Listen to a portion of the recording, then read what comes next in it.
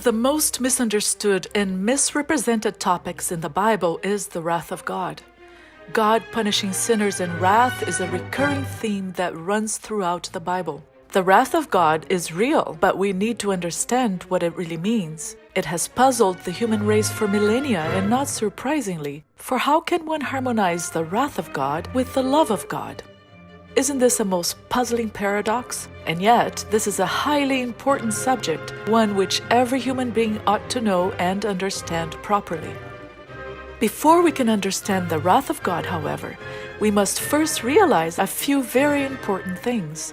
For instance, the phrase the wrath of God is a biblical term. Terms are not to be interpreted literally. Therefore, the wrath of God is not exactly what it appears to be. Thus, the wrath of God should not be understood to mean that God gets angry with sinners and then decides to destroy them. When studying the wrath of God, we must first and foremost allow the Bible itself to define what it is. We must also study the entire Bible to see how this term has been used in the past and what happened when it was used in the past.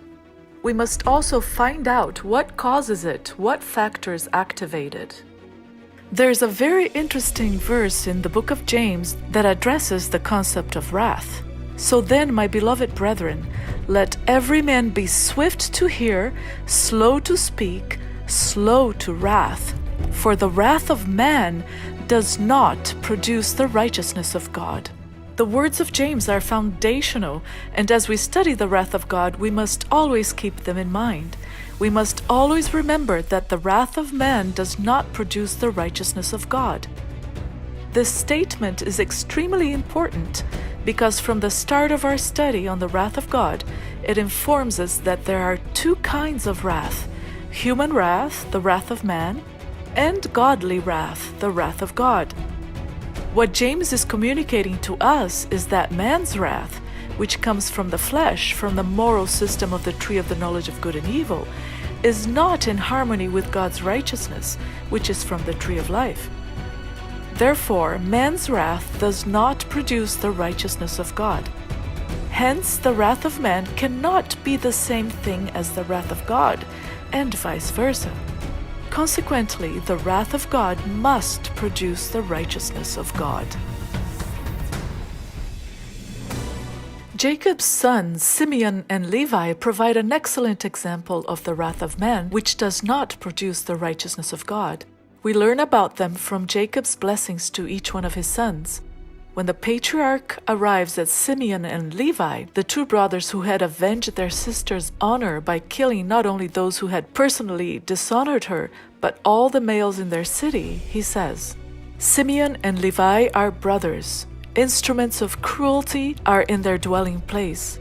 Let not my soul enter their council. Let not my honor be united to their assembly. For in their anger they slew a man, and in their self-will they hamstrung an ox.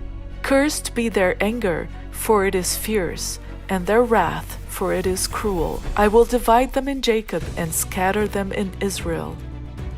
Jacob knew that Simeon and Levi were brothers. After all, they were his sons. What he meant by saying that they were brothers is that they were alike, similar, cut from the same cloth, so to speak. Instruments of cruelty and violence were in their dwelling place. Jacob understood that Simeon and Levi's violent wrath was cruel, and as such it was not in harmony with God. For that reason he said, "Let not my soul enter their council." The wrath of God, then, has to be a term that means something altogether different from the wrath of man, from what man considers wrath. God's wrath cannot be cruel or violent, or it would be like man's wrath.